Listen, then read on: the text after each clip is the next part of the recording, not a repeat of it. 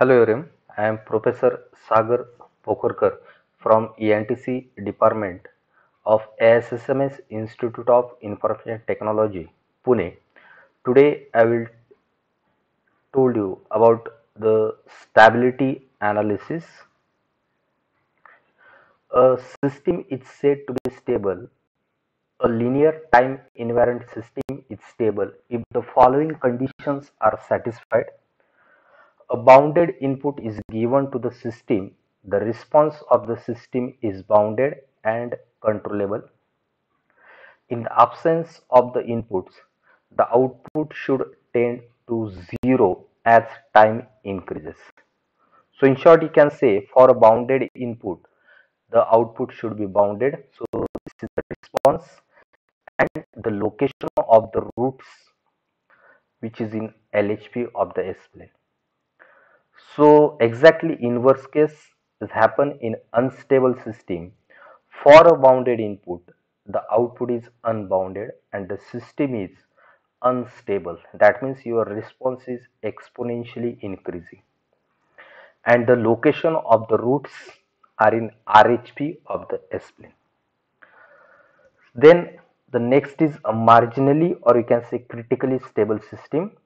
When the input is given to the linear time invariant system, for a critically stable system, the output does not go on increasing infinitely, nor does it go to zero as time increases. The output usually oscillates in a finite range or remains steady at some value. Such systems are not stable as their response does not decay to zero, or neither they are defined as unstable because their output does not go on increasing infinitely.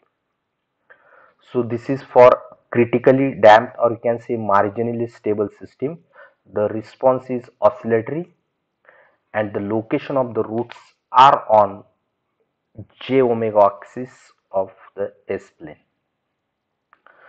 So if we see the stability, how it is improved, so it will improve as we move towards the negative real axis or as we move from the j omega axis, the stability of the system is increased. Then we see the roots stability criteria.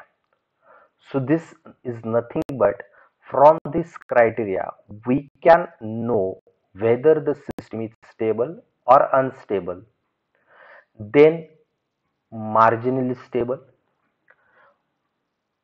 So for that we consider a transfer function and from that we take a denominator polynomial which is arranged in an array called roots array. So that is a0 s raised to n plus a1 s raised to n minus 1 plus up to an, and that is equal to 0. So that is the standard equation. So roots array can be formed as shown in figure, that is s raised to n the highest power in the given polynomial. Then we arrange the term a0, a2, a4, a6 in first row, then a1, a3, a5, a7 like in second row. So that coefficient we are obtained by comparing with this standard equation of roots array, that is a0 s raised to n plus a1 then a2 like that. So next, when we obtain the third row, now the power of s raised to n, then s raised to n minus 1, it is decreasing up to s raised to 0, and then our roots array becomes complete. So B1 can be obtained by taking A1 into A2 minus A0 into A3 divided by A1. Then B2 can be obtained by A1 into A4 minus A0 into A5 divided by A1, and similarly B3. So here we obtain the third row.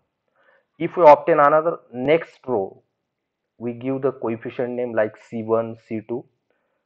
So C1 can be obtained by B1 A3 into A1 B2 divided by B1. Then C2 can be obtained by B1 A5 minus B3 A1 divided by B1. So similarly, the next constant can be obtained. So this is called as the roots array. Now what is the stability concept? We see. So the each column will reduce by 1 as we move down the array. This process is obtained till the last row is obtained.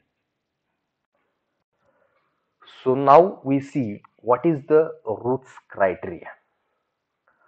So the necessary and sufficient condition for the system to be stable is all terms in the first column of the roots array should have the same sign. That means the first column of the array is important.